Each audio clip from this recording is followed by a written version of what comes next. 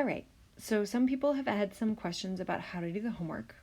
This is just like the basic homework in case you were going to work on that. And so I just said write your answers on paper.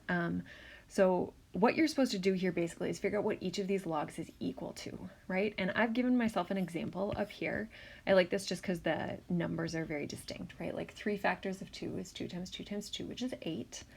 And that is the same information as is written over here. We have log base 2 of 8 is equal to 3, right? And so if you were just going to be looking at this problem itself, the question that you'd probably be asking yourself would be like, 2 to what power is equal to 8? That's like the question that one is asking when you're asking about a log. And so like the way that you would answer this question is either by figuring it out or by setting up a log, right? And so log base 2 of 8, basically this thing asks 2 to what power is equal to 8.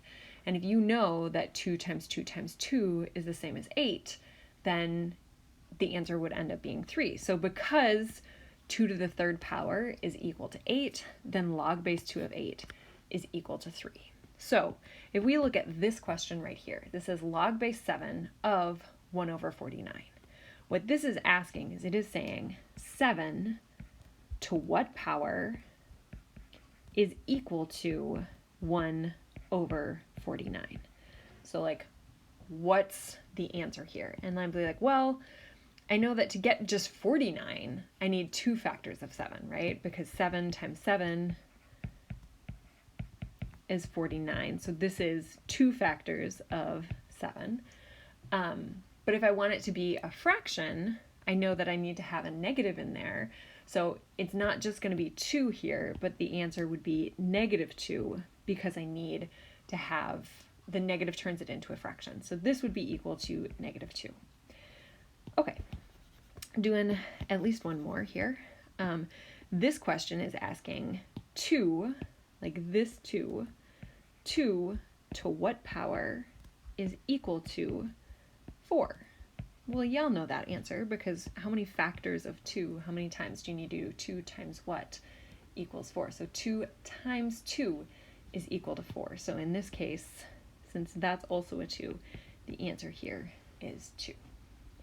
This question says 3 to what power is equal to 27? And so you'd think to yourself, well, 3 times 3 is 9, times 3 is 27. And you'd be like, oh, I have 1, 2, 3 of these. So 3 is the answer to this one. So that's kind of the whole idea. Let's pick maybe one more that would be kind of a good example. Let's do number 8. This is saying 2 to what power is equal to 64.